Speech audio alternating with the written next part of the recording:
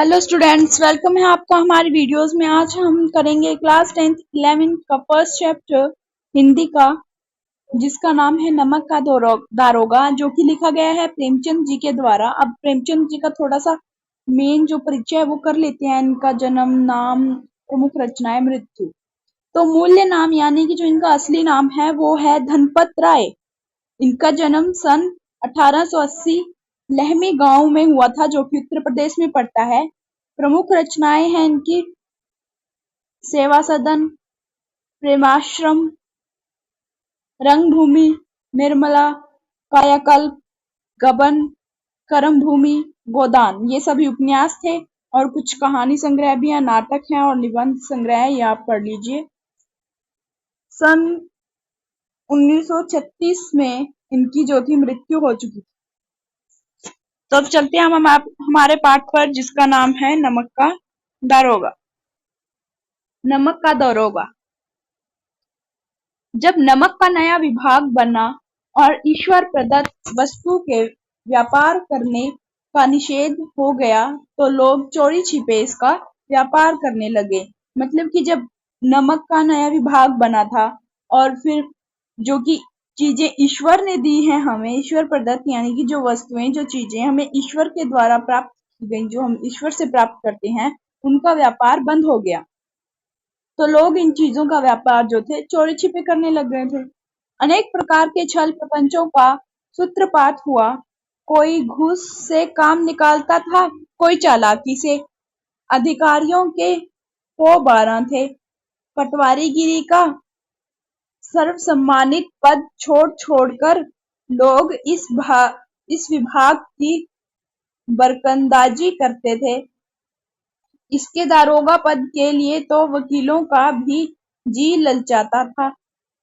यह वह समय था जब अंग्रेजी शिक्षा और ईसाई मत को लोग एक ही वस्तु समझते थे। पारसी का प्राबल था। प्रेम की कथाएं और श्रृंगार रस के काव्य पढ़कर फारसिंदा लोग सर्वोच्च पदों पर नियुक्त हो जाया करते थे। मुंशी बंशीधर भी जुलेखा की विरह कथा समाप्त करके मजनू और फरहाद के प्रेम वृतांत को, नल और नील की लड़ाई और अमेरिका के आविष्कार से अधिक महत्व की बातें समझते हुए रोजगार की खोज में निकले। उनके पिता एक अनुभवी पुरुष थे। समझाने लगे, बेटा, घर की दुर्दशा देख रहे हो, ऋण के बोझ से दबे हुए हैं। लड़कियां हैं वह घास फूस की तरह बढ़ती चली जाती हैं। मैं कगारे पर का वृक्ष हो रहा हूँ, ना मालूम कब गिर पड़ूं। अब तुम ही घर के मालिक मक्कार हो। नौकरी में ओहदे की ओर ध्यान मत देना, यह तो पीर का मजार है। निगाह चढ़ावे और चादर पर रखनी चाहिए। ऐसा काम ढूंढना जहाँ कुछ ऊपरी आय हो। मासिक वेतन तो पूर्णिमासी का चांद है, जो एक दिन दिखाई देता है और घटते घटते लुप्त हो जाता है। ऊपरी आय बहता हुआ स्रोत है, जिससे सदैव प्यास बुझती है। वेतन मनुष्य देता है, इसी से उसमें वृद्धि नहीं होती। ऊपरी आमदनी ईश्वर देता है, इसी से उसकी बरकत होती है। तुम स्वयं विद्वान हो, तुम्हें क्या समझाऊं। इस विषय में विवेक की बड़ी आवश्यकता है। मनुष्य को देखो, उसकी आवश्यकता को देखो और अवसर को देखो। उसके उपरांत जो उचित समझो करो। गर्ज वाले आदमी के साथ कठोरता करने में लाभ ही लाभ है, लेकिन बेगर्ज को दांव पर पाना जरा कठिन है। इन बातों को निगाह में बांध लो। यह मेरी जन्म भर की कमाई है। इस उपदेश के बाद पिताजी ने आशीर्वाद दिया। बंशीधर आज्ञाकारी पुत्र थे। ये बातें ध्यान से सुनी और तब घर से चल खड़े हुए। इस विस्तृत संसार में उनके लिए धैर्य अपना मित्र, बुद्धि अपनी पथप्रदर्शक और आत्मा आत्मावलंबन ही अपना सहायक था। लेकिन अच्छे सुकून से चले थे, जाते ही जाते नमक विभाग के दारोगा पद पर प्रतिष्ठित हो गए। वेतन अच्छा और ऊपरी आय का तो ठिकाना ही न था।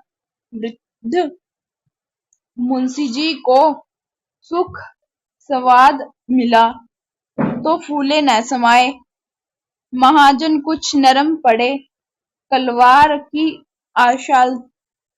आशालता लहलहाई, पड़ोसियों के हृदय में सूल उठने लगे। जाड़े के दिन थे और रात का समय। नमक के सिपाही चौकीदार नशे में मस्त थे। मुंशी बंशीधर को यहाँ आए अभी 6 महीने से अधिक न हुए थे, लेकिन इस थोड़े समय में ही उन्होंने अपनी कार्यकुशलता और आत्म आचार से अफसरों को मोहित कर लिया था। अफसर लोग उन पर बहुत विश्वास करने लगे।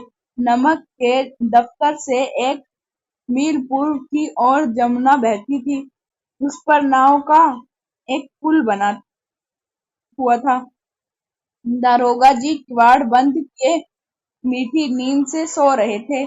अचानक आंख खुली तो नदी के प्रवाह की जगह गाड़ियों की गड़गड़ाहट तथा मलाहों का कोलाहल सुनाई दिया। उठ बैठे। इतनी रात गए गाड़ियां क्यों नदी के पार जाती हैं? अवश्य कुछ न कुछ गोलमाल है। तर्क ने भ्रम को पुष्ट किया। वर्दी पहनी, तमंचा जेब में रखा और बात की बात में घोड़ा बढ़ाए हुए पुल पर आ पहुंचे। यहाँ तमंचा मतलब गोली या बंदूक है। गाड़ियों की एक लंबी कतार पुल के पार जाती दिखी। डांटकर पूछा, किसकी गाड़ियां हैं?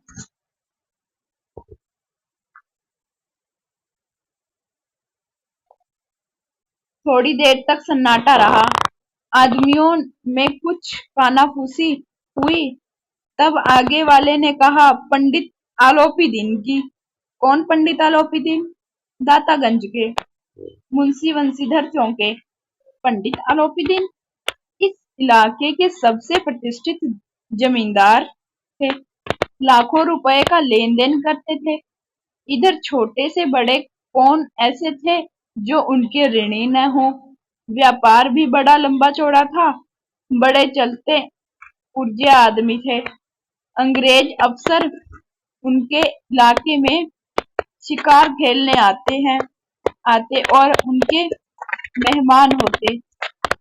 12 मास सदावृत चलता था। मुंशी जी ने पूछा, गाड़ियां कहाँ जाएंगी? उत्तर मिला, कानपुर। लेकिन इस प्रश्न पर भी इनमें क्या है? सन्नाटा छा गया। दारोगा साहब का संदेश और भी बढ़ा। कुछ देर तक उत्तर की बात देखकर वह जोर से बोले, क्या तुम सब गूंगे हो गए हो? क्या तुम सब गूंगे हो गए हो? हम पूछते हैं, इनमें क्या लदा है? जब इस बार भी कोई उत्तर न मिला तो उन्होंने घोड़े को एक गाड़ी से मिलाकर बोरे को टटोला। भ्रम दूर हो गया। यह नमक के ठेले थे। पंडित आलोपी दीन अपने सजीले रथ पर सवार कुछ सोते कुछ जागते चले आते थे।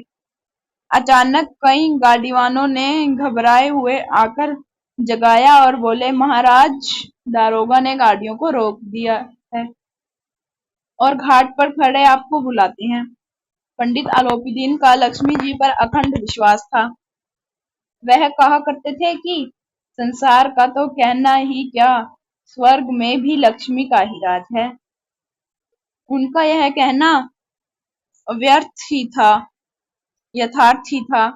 न्याय और नीति सब लक्ष्मी के ही खिलौने हैं। इन्हें वह जैसे चाहती है नचाती है। लेटे ही लेटे गर्व से बोले, चलो हम आते हैं। यह कहकर पंडित जी ने बड़ी निश्चिंतता से पान के बीड़े लगाकर खाए। फिर लिहाफ आड़े हुए दारोगा के पास आकर बोले, बाबूजी आशीर्वाद कहिए, हमसे ऐसा कौन सा अपराध हुआ कि गाड़ियां रोक दी गई? हम ब्राह्मणों पर तो आपकी कृपा दृष्टि रहनी चाहिए। बंशीधर रुखाई से बोले, सरकारी हुक्म। पंडित आलोपीदीन ने हंसकर कहा, हम सरकार हुक्म को नहीं जानते और न सरकार को। हमारे सरकार तो आप हैं। हमारा और आपका तो घर का मामला है। हम कभी आपसे बाहर हो सकते हैं। अपने व्यर्थ का कष्ट उठाया। यह हो नहीं सकता कि इधर से जाएं और इस घाट के देवता को भेंट न चढ़ावें। मैं तो आपकी सेवा में स्वयं ही आ रहा था। वंशीधर पर ऐश्वर्य की मोहिनी वंशी का कुछ प्रभाव न पड़ा। ईमानदारी की नई उमंग थी। ककड़ ककड़ कर बोले, हम उन नमक हरामों में नहीं हैं जो कौड़ियों पर अपना ईमान बेचते फिरते हैं। आप इस समय हिरासत में हैं। आपका कायदे के अनुसार चालान होगा। बस मुझे अधिक बातों की फुर्सत नहीं है। जमादार बदलू सिंह, तुम इन्हें हिरासत में ले चलो।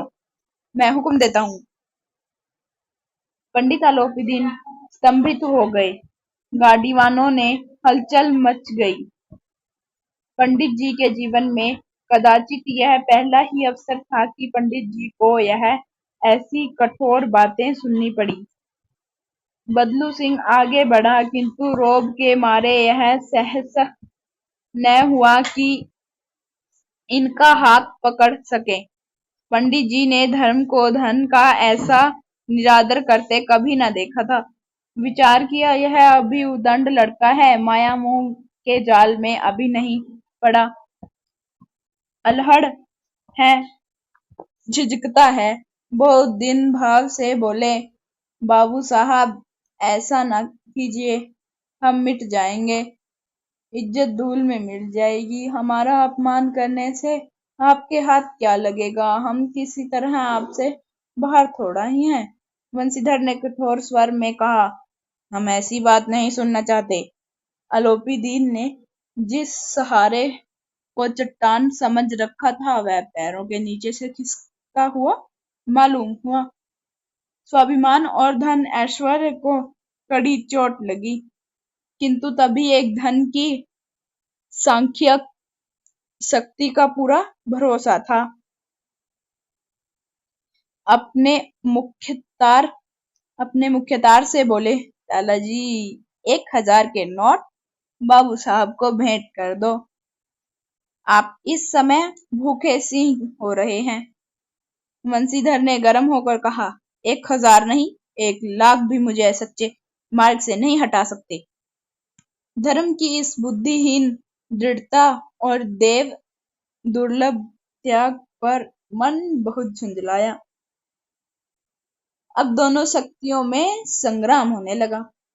धन ने उछल उछल कर आक्रमण करने शुरू किए। 1 से 5, 5 से 10, 10 से 15 और 15 से 20,000 तक नौबत पहुंची, किंतु धर्म अलौकिक वीरता के साथ इस बहुसंख्यक सेना के सम्मुख अकेला पर्वत की भांति अटल अविचलित खड़ा था। आलोपीदीन निराश होकर बोले, अब इससे अधिक मेरा साहस नहीं, आगे आपको अधिकार है। वंशीधर ने अपने जमादार को ललकारा, बदलू सिंह।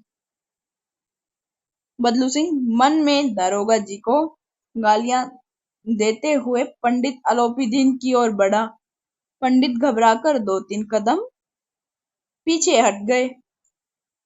अत्यंत दीनता से बोले, बाबू साहब, ईश्वर के लिए मुझ पर दया कीजिए।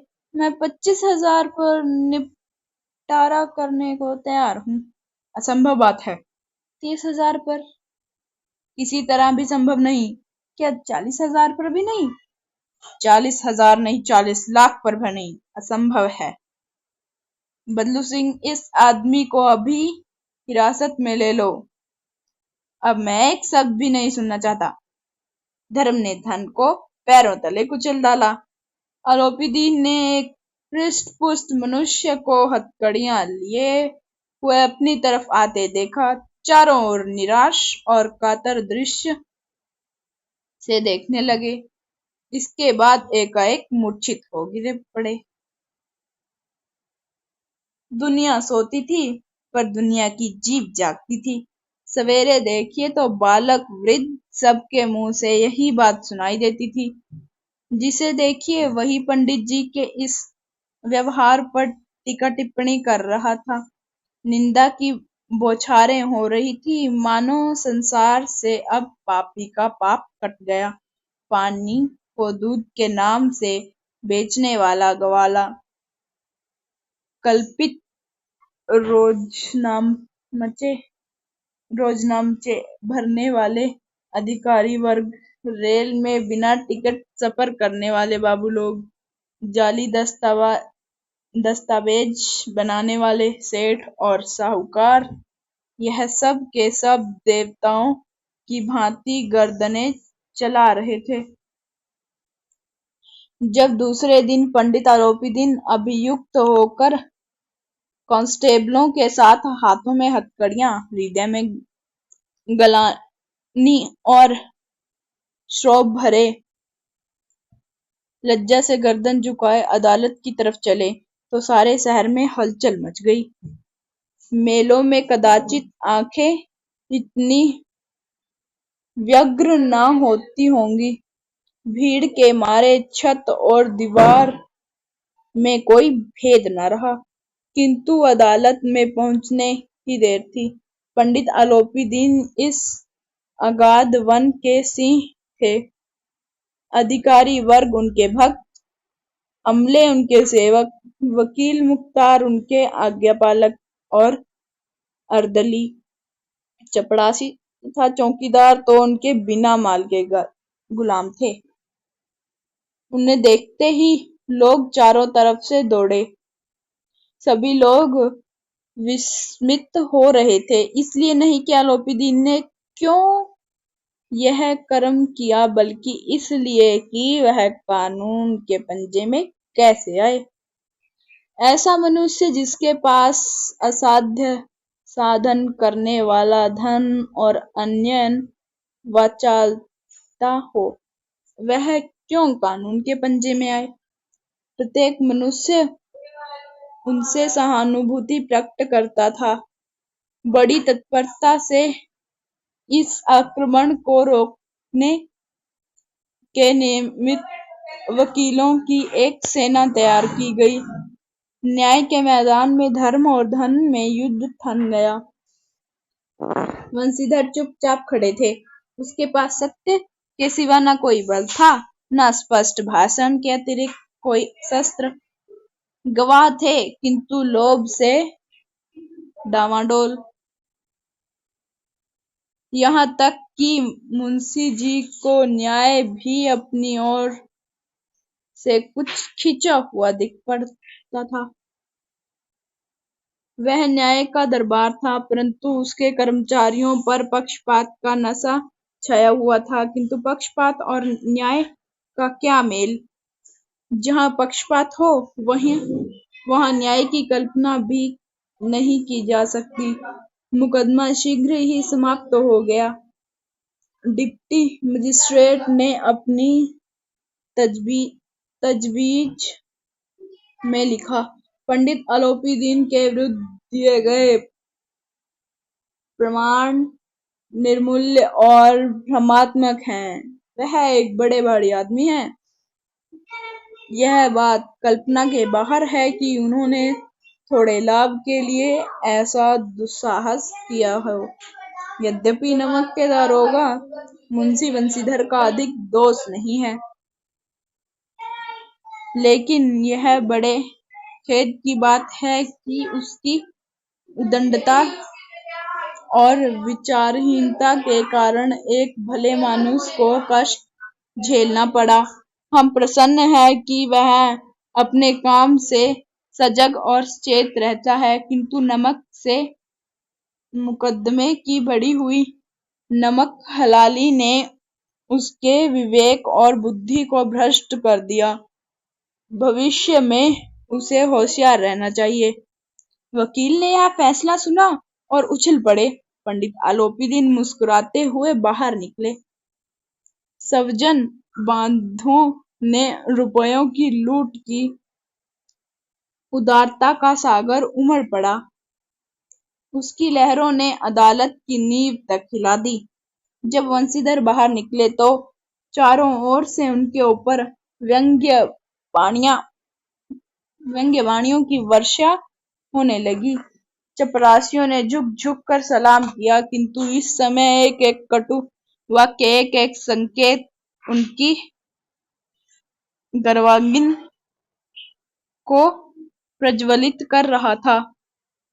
कदाचित इस मुकदमे में सफल होकर वह इस तरह अड़ते हुए न चलते। आज उन्हें संसार का एक खेदजनक विचित्र अनुभव हुआ। न्याय और विविधता, लंबी चौड़ी उपाधियां, बड़ी बड़ी दाढ़ियों और ढीले चोगे एक भी सच्चे आदर के पात्र नहीं है। वंशीधर ने धन से बैर मोल लिया था। उसका मूल्य चुकाना अनिवार्य था। कठिनता से एक सप्ताह बीता होगा कि मुलतली का परवान आज पहुंचा। कार्यपरायणता दंड मिला। बेचारे भगन हृदय शोक और खेद से व्यथित घर को चले। बूढ़े मुंशी जी तो पहले ही से बुड़बुड़ा रहे थे कि चलते चलते इस लड़के को समझाया था, लेकिन इसने एक न सुनी। सब मनमानी करता है। हम तो कलवार और कसाई के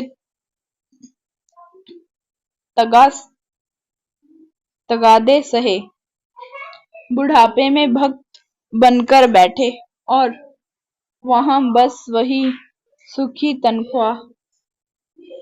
हमने भी तो नौकरी की है और कोई ओहदेदारी नहीं की, लेकिन काम किया, दिल खोलकर किया, और आप ईमानदार बनने चले हैं। घर में चाहे अंधेरा हो, मस्जिद में अवश्य दिया जलाएंगे। खेद ऐसी समझ पर पढ़ना लिखना सब अकार्थ गया। इसके थोड़े ही दिनों बाद जब मुंशी बंशीधर इस दुरावस्था में घर पहुंचे और बूढ़े पिताजी ने समाचार सुना तो सिर पीट लिया। बोले, जी चाहता है कि तुम्हारा और अपना सिर फोड़ लूं। बहुत देर तक पछता कर हाथ मलते रहे। क्रोध में कुछ कठोर बातें भी कही, और यदि बंशीधर वहां से टल न जाते तो अवश्य ही यह क्रोध विकट रूप धारण करता। वृद्धा माता को भी दुख हुआ। जगन्नाथ और रामेश्वर यात्रा की कामनाएं मिट्टी में मिल गई। पत्नी ने तो कई दिनों तक सीधे मुंह से बात भी नहीं की। इसी प्रकार एक सप्ताह बीत गया। संध्या का समय था। बूढ़े मुंशी जी बैठे राम नाम की माला जप रहे थे। इसी समय उनके दरबार पर सजा हुआ रथ आकर रुका। हरे और गुलाबी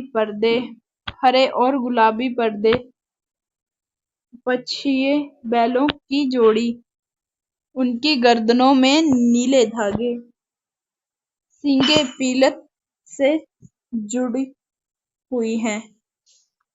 पित्तल से जुड़ी हुई। कई नौकर लाठियां कंधों पर रखे साथ थे। मुंशी जी अगवानी को दौड़े। देखा तो पंडित आलोपी दीन है। झुककर दंडवत की और लल्लो पच्चों की बातें करने लगे। हमारा भाग्य उदय हुआ जो आपके चरण इस द्वार पर आए। आप हमारे पूज्य देवता हैं, आपको कौन सा मुंह दिखावें। मुंह में तो कालिख लगी हुई है, किंतु क्या करें, लड़का अभागा कपूत है, नहीं तो आपसे क्यों मुंह छिपाना पड़ता है। ईश्वर निसंतान चाहे रखे, पर ऐसी संतान ना दे। आलोपी दीन ने कहा, नहीं भाई साहब, ऐसा ना कहिए। मुंशी जी ने चकित होकर कहा, ऐसी संतान को और क्या कहूँ। आलोपी दीन ने वात्सल्यतापूर्वक स्वर में कहा, कुल तिलक और पुरुष की कीर्ति उज्ज्वल करने वाला संसार में ऐसा कितने धर्मपरायण मनुष्य हैं जो धर्म पर अपना सब कुछ अर्पण कर सके। पंडित आलोपी दीन ने वंशीधर से कहा, दारोगा जी, इसे खुशामद ना समझिए। खुशामद करने के लिए मुझे इतना कष्ट उठाने की जरूरत नहीं थी। उस रात को आपने अपने अधिकार बल से मुझे अपनी हिरासत में लिया था, किंतु आज मैं स्वेच्छा से आपकी हिरासत में हूँ। मैंने हजारों रईस और अमीर देखे, हजारों उच्च पदाधिकारियों से काम पड़ा, किंतु मुझे परास्त किया तो आपने। मैंने सबको अपना और अपने धन का गुलाम बनाकर छोड़ दिया। मुझे आज्ञा दीजिए कि आपसे कुछ विनय करूं। वंशीधर ने आलोपी दीन को आते देखा तो उठकर सत्कार किया, किंतु स्वाभिमान सहित समझ गए कि यह महाशय मुझे लज्जित करने और जलाने आए हैं। क्षमा प्रार्थ कर चेष्टा नहीं की, वरन उन्हें अपने पिता की यह ठकुर सुहाती की बात असह्य सी प्रतीत हुई। पर पंडित जी की बातें सुनी तो मन की मैल मिट गई। पंडित जी की ओर उड़ती हुई दृष्टि से देखा, सद्भाव झलक रहा था। गर्व ने अब लज्जा के सामने सिर झुका दिया। शर्माते हुए बोले, यह आपकी उदारता है जो ऐसा कहते हैं। मुझसे जो कुछ अविनय हुआ है उसे क्षमा कीजिए। मैं धर्म को बेड़ी में जकड़ा हुआ था, नहीं तो वैसे मैं आपका दास हूँ। जो आज्ञा होगी वह मेरे सिर माथे पर। आलोपी दीन ने विनीत भाव से कहा, नदी तट पर आपने मेरी प्रार्थना नहीं स्वीकार की थी, किंतु आज स्वीकार करनी पड़ेगी। वंशीधर बोले, मैं किस योग्य हूँ, किंतु जो कुछ सेवा मुझसे हो सकती है उसमें त्रुटि न होगी। आलोपी दीन ने एक स्टाम्प लगा हुआ पत्र निकाला और उसे वंशीधर के सामने रखकर बोले, इस पद को स्वीकार कीजिए और अपने हस्ताक्षर कर दीजिए। मैं ब्राह्मण हूँ, जब तक यह सवाल पूरा न कीजिएगा द्वार से न हटूंगा। मुंशी वंशीधर ने उस कागज को पढ़ा तो कृतज्ञता से आंखों में आंसू भर आए। पंडित आलोपी दीन ने उनको अपनी सारी जायदाद का स्थायी मैनेजर नियुक्त किया था। 6,000 वार्षिक वेतन के अतिरिक्त रोजाना खर्च, अलग सवारी के लिए घोड़े, रहने को बंगला, नौकर चाकर मुफ्त। कंपित स्वर में बोले, पंडित जी, मुझमें इतनी सामर्थ्य नहीं है कि आपकी उदारता की प्रशंसा कर सकूं, किंतु मैं ऐसे उच्च पद के योग्य नहीं हूँ। आलोपीदीन हंसकर बोले, मुझे इस समय एक अयोग्य मनुष्य की ही जरूरत है। बंशीधर ने गंभीर भाव से कहा, यो मैं आपका दास हूँ। आप जैसे कीर्तिवान सज्जन पुरुष की सेवा करना मेरे लिए सौभाग्य की बात है, किंतु मुझमें न विद्या है, न बुद्धि, न वह स्वभाव जो इन त्रुटियों की पूर्ति कर देता है। ऐसे महान कार्य के लिए एक बड़े मर्मज्ञ अनुभवी मनुष्य की जरूरत है। आलोपीदीन ने कलमदान से कलम निकाली और उसे बंशीधर के हाथ में देकर बोले, न मुझे देवता की चाह है, न मुझे विविधता की चाह है, न अनुभव की, न मर्मज्ञता की, न कार्यकुशलता की। इन गुणों के महत्व का परिचय खूब पा चुका हूँ।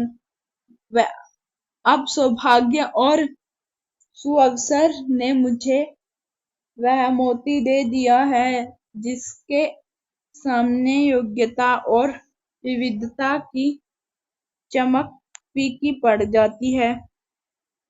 यह कलम लीजिए, अधिक सोच विचार न कीजिए, दस्तखत कर दीजिए।